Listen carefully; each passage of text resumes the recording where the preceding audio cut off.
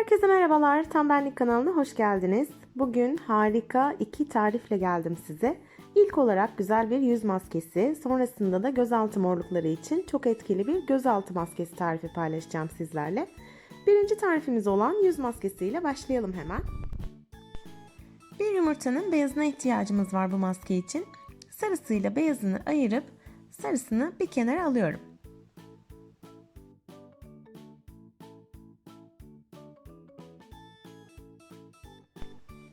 Yumurta akını köpük kıvamına gelene kadar çırpıyorum.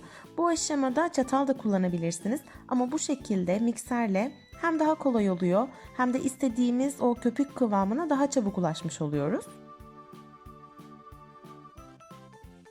Biliyorsunuz yumurta akı cildimizin sıkılaşmasına ve gözeneklerin küçülmesine çok büyük katkı sağlıyor.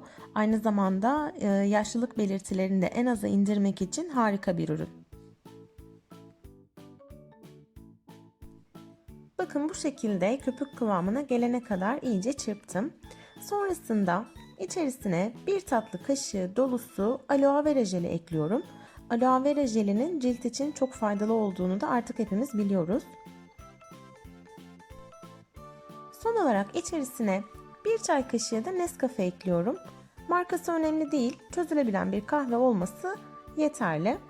Kahve cildimizi ölü hücrelerden arındıracak ve aynı zamanda leke giderici özelliği sayesinde de cilt lekelerinin açılmasını sağlayacaktır. Güzelce karıştırıyoruz maskemizi ve bir fırça kullanarak cildimize uygulayacağız. Tüm cildinize ve boyun bölgesine maskeyi sürün fakat gözaltı bölgesine çok yakın girmeyin. Hassas bir bölge olan göz altlarınız için az sonra bir maske tarifi vereceğim zaten.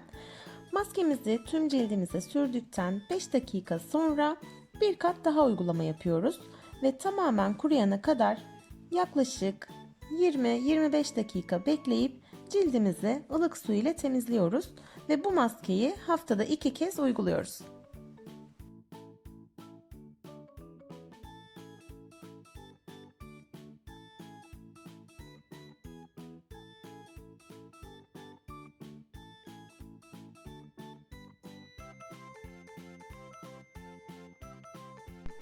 Bakın 20 dakika sonrasında bu şekilde tamamen kurumuş oluyor.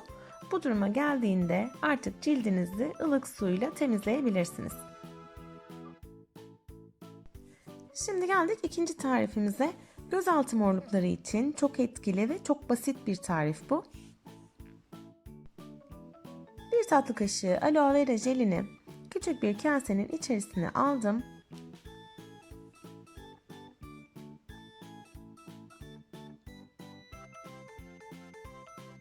Üzerine 1 çay kaşığı kadar Nescafe ekliyorum.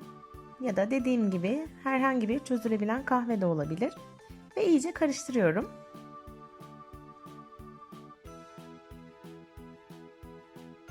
İşte hepsi bu kadar. Gözaltı maskemiz hazır. Bu maskeyi her gün düzenli olarak uygularsanız etkisini kısa sürede göreceksiniz. Gözaltı ve çevresine hafif hareketlerle masaj yaparak uygulama yapmanız gerekiyor. Kremsi bir kıvam olduğu için bekleme aşamasında sizi hiç rahatsız etmeyecektir. Hatta isterseniz krem gibi de kullanabilirsiniz. Gece sürüp sabaha kadar bekletebilirsiniz. Ya da eğer sizi rahatsız ediyorsa uygulama sonrasında yarım saat bekleyip cildinizi temizleyebilirsiniz. Burada en önemli nokta her gün düzenli uygulanmalı.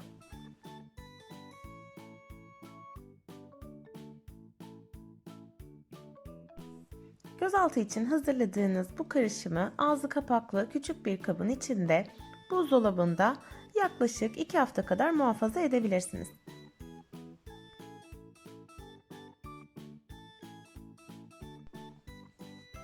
Hem yüz maskesi hem de gözaltı maskesi çok severek kullanacağınız favori maskeleriniz olacak ve sonuçlarından çok memnun kalacağınıza eminim. Lütfen yorumlarınızı benimle paylaşın ve videoların devamı için kanalıma abone olursanız çok sevinirim. Hepinize gönülden sevgiler. Kendinize çok iyi bakın. Hoşça kalın.